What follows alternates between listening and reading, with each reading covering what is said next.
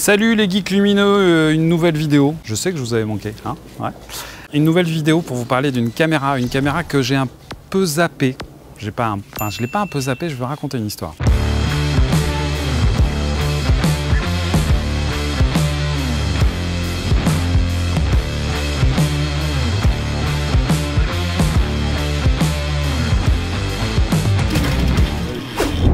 J'ai été sollicité par Kinefinity. C'est une compagnie chinoise qui a attiré toute mon attention. Alors pourquoi est-ce qu'ils ont attiré mon attention?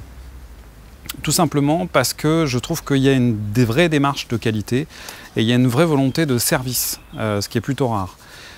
Mon gros problème avec Zcam, pour ne pas les citer, c'est que pour l'instant, quand tu as un souci avec ta caméra, tu es obligé de la renvoyer à Hong Kong et à tes frais, et ça coûte très cher, et que si il n'y a pas de service. Donc quand tu achètes une caméra qui vaut plusieurs milliers, voire même qui dépasse les 10 000 euros, je trouve ça un petit peu délicat de ne pas avoir un vrai service. Kinefinity, depuis je crois que 2012-2013, ils ont un revendeur européen qui gère aussi toute la partie maintenance. Et ça fait partie des critères qui, pour moi, font que c'est une société qui est sérieuse, entre guillemets. C'est pas une caméra que vous allez trouver pour l'instant chez les loueurs, mais c'est une caméra qui mérite vraiment toute mon attention. J'ai pas vraiment été très loin dans les tests avec la Zcam. Pourquoi? Parce que pour deux raisons. Avec les Zcam, je sais qu'il y a plusieurs Zcam. Pour deux raisons. Un, le workflow en RAW, il est imbitable. Deux, il y a cette histoire de problématique de l'absence de service en Europe et de l'absence de considération du marché européen de la part de Zcam. Ça n'engage que moi. Ils n'ont pas voulu me laisser tester la caméra, donc oui, je suis pas content. Ok, j'arrête d'en aller. Non, j'ai rien contre Zcam, franchement. Le peu que j'en ai vu, ça fait plutôt des belles images.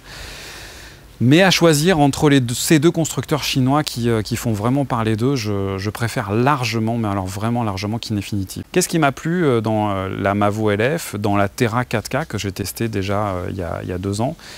C'est qu'il y a un vrai truc. Alors oui, il y a plein de gens qui disent que c'est une copie des RED et compagnie. C'est vrai que le form factor il fait penser, c'est vrai qu'il y a une similitude. Mais il ne faut pas s'arrêter à ça. Pour moi, il y a un vrai truc, il y a un vrai color science, il y a une vraie signature d'image, il y a une vraie ergonomie et il y a tout un tas d'arguments qui font que c'est des caméras qui peuvent être utilisées réellement sur des vrais tournages. Non pas qu'il y ait des vrais tournages et des faux tournages, mais je veux dire des tournages qui nécessitent un minimum de fiabilité au niveau de l'équipement et qui vont apporter une vraie qualité et une vraie signature d'image. Ce que j'apprécie énormément, et je vais vous montrer tout de suite ce que j'ai pu en faire, c'est justement cette texture, ce capteur, cette dynamique, la façon dont ils ont traité le signal. J'ai absolument pas été explorer le cinéma DNG parce que je sais que Kinefinity est en train de rajouter le ProRes RAW sur la plupart de ses caméras. Il va y avoir donc la nouvelle Edge qui va sortir avec ce codec dans un premier temps. Mais d'après ce que je sais, d'après ce que les gens de Kinefinity Europe m'ont dit, il est fortement possible que ce codec soit aussi supporté sur les autres caméras qui sont déjà sorties par une mise à jour du firmware. Pour l'instant, j'ai aucune certitude là-dessus, mais je trouve que ça serait plutôt malin de leur part, et vu que c'est des gens plutôt malins, je pense que ça devrait arriver. C'est des caméras, je trouve, qui sont bien pensées, qui sont bien positionnées au niveau du tarif, voilà, il y a un vrai truc malin qui m'a plu, et c'est pour ça que j'ai eu envie d'en parler.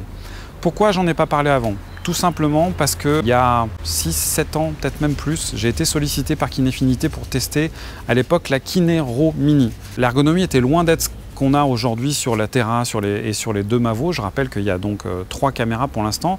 La Terra 4K qui est avec un capteur micro 4 tiers, il y a la Mavo en Super 35 et la Mavo LF qui est en version capteur dit full frame 24-36. J'ai pas testé la Super 35, mais j'ai donc testé la Terra et la Mavo LF. À l'époque, la première caméra que j'ai testée, c'était la Kine RAW Mini, et cette caméra m'avait posé un problème. Il y avait déjà la signature d'image, il y avait déjà un vrai look, il y avait déjà quelque chose de très intéressant au niveau du color science, mais il y avait un truc qui ne me plaisait pas au niveau tout simplement d'un truc qui est pour moi totalement rédhibitoire. C'est un énorme lag dans le traitement du signal pour le monitoring. Quand tu regardes ton image dans un viseur ou sur un moniteur et que tu te rends compte qu'il y a plus d'une demi-seconde de décalage entre ce qui rentre dans ton capteur et ce qui est affiché sur l'écran, je suis désolé, mais pour moi ça casse tout. La caméra avait beau être géniale en termes de colorimétrie, en termes de rendu d'image, je ne pouvais pas. Voilà. Donc j'ai dit à Kinefinity, je suis désolé, je ne peux pas.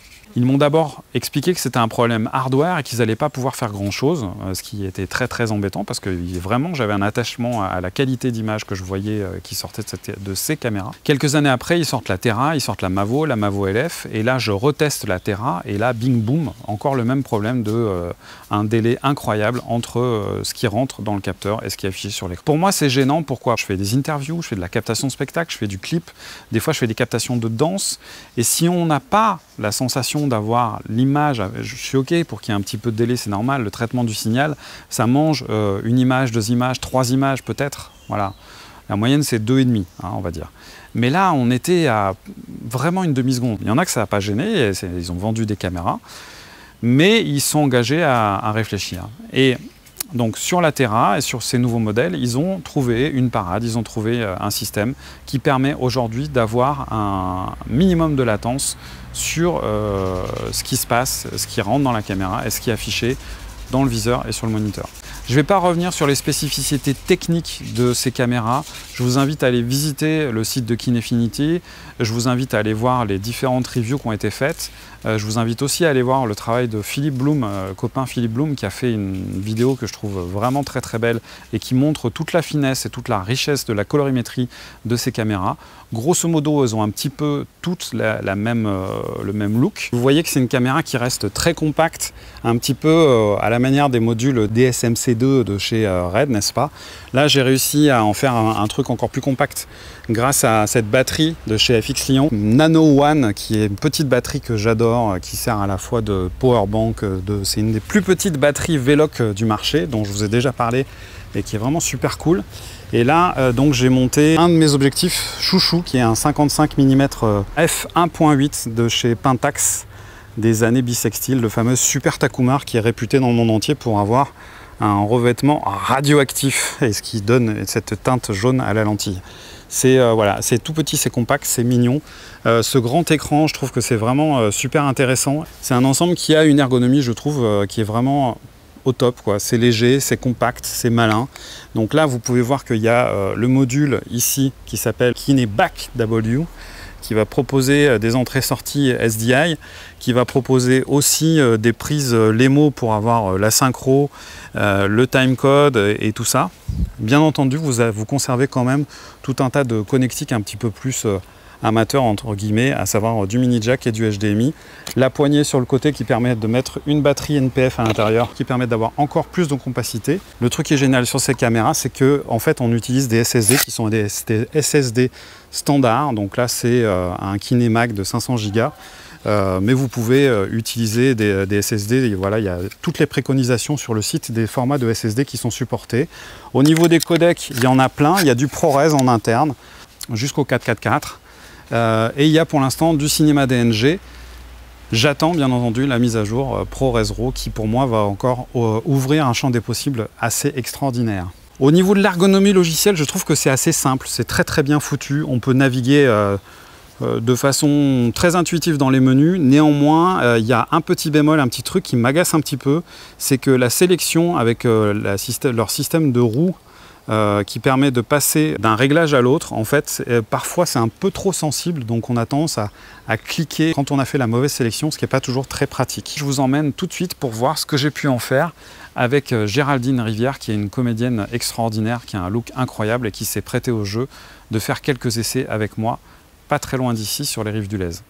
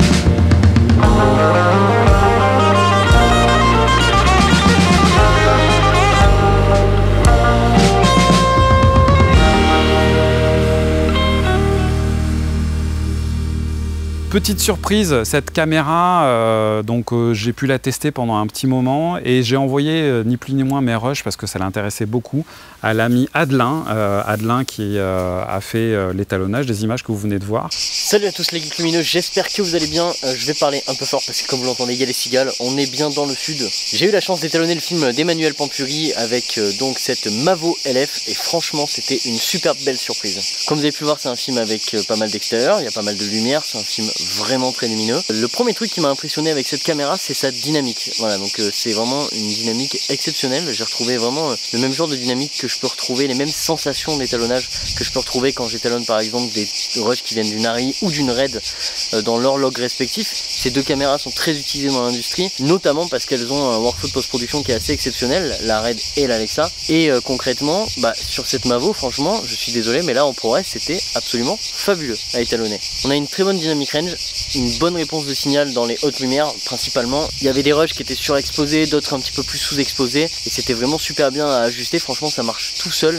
J'ai créé un look qui est vraiment léger mais juste qui, je trouve, va bien avec l'ambiance, qui a un look un petit peu estival, en essayant de faire ressortir le plus possible la peau de l'actrice et franchement je trouve que ça rendait pas mal. Donc ça c'est plutôt une bonne nouvelle pour l'étalonnage. En plus de ça, au niveau des peaux, les carnations, je les ai trouvées vraiment pas mal du tout. J'aurais aimé par contre les étalonner sur du 3200 Kelvin et ou sur de la nuit, quelque chose d'un petit peu plus difficile, enfin qui mettra la caméra un peu plus en difficulté parce que là en pleine journée effectivement c'est très beau, ça ressort très très bien. Donc il y a quand même de bons espoirs par rapport à ça, mais je pense que c'est une super caméra de toute façon, même pour les carnations. En tout cas vraiment avec le signal qui est très dynamique, on peut vraiment faire ce qu'on veut à l'étalo et ça c'est vraiment très plaisant.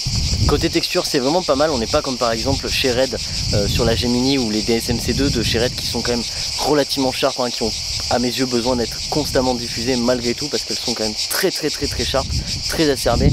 Là on est sur un rendu qui est pas au niveau d'une Alexa, qui est pas aussi doux que ça, mais qui est quand même relativement très doux. Dans l'ensemble on a une très jolie texture et puis il y a vraiment une petite texture de peau, un petit grain qui est vraiment pas désagréable à voir. Voilà, très concrètement c'est une très bonne caméra pour son rapport qualité-prix. Je pense que c'est vraiment un truc de dingue. Pour moi ça fait partie des mêmes standards qu'on retrouve dans l'industrie. C'est dommage que ça soit pas plus présent. Kinefinity c'est une marque qui est encore peu présente, mais je sais que c'est une marque qui fait quand même beaucoup parler d'elle, donc c'est une bonne nouvelle, c'est plutôt une bonne chose parce que franchement les rendus sont très bons je trouve, et à l'étalonnage c'est vraiment particulier quoi. Il y a vraiment un truc sympa à faire avec, donc pourquoi pas, à voir. J'espère qu'on en verra plus souvent. En tout cas moi c'est une caméra qui me tentait depuis longtemps, que j'avais vu beaucoup sur des tests vidéo et je regrette pas du tout. Donc merci Manuel pour le petit test d'étalonnage, c'était vraiment un plaisir de faire ça et j'espère que ça vous a plu aussi. A bientôt tout le monde, ciao. Merci Adelin d'avoir étalonné ces images et d'avoir encore donné ta patte, ton petit truc à toi. Ces images ont été tournées avec des objectifs vintage pour la plupart. Je salue aussi cette initiative de la part de Kinefinity de proposer autre chose que les traditionnelles montures Canon ou PL. Vous pouvez aussi utiliser une monture Sony E. C'est un des seuls constructeurs que je connaisse qui propose ce truc-là et qui est, je trouve, très intelligent parce qu'il existe des adaptateurs pour pouvoir monter à peu près toutes les optiques du monde sur cette base de monture Sony E. Moi, j'ai travaillé principalement avec des vieilles optiques Leica R que j'adore et quelques vieux Super Takumar de chez Pentax des années bissextiles qui offrent un rendu et une texture et un joli truc avec les flares. C'est vraiment des optiques vintage qui me tiennent énormément à cœur. Je remercie aussi mon assistante de choc Catherine qui me suit dans ses petits délires et ses tests de caméra, qui a fait toutes les images b-roll où on me voyait moi en train de shooter avec la caméra, ainsi que ma fille Lucie, voilà, qui a fait aussi ses premières images pour moi dans une review technique. Cette vidéo est à présent terminée. Bien entendu, likez, partagez, dites-moi ce que vous pensez des images, commentez, tout ça. Et puis la cloche, abonnez-vous, tout ça si ce n'est pas déjà fait, parce que sinon il y a un moment où je vais me fâcher. Oui, je suis flou, et alors ?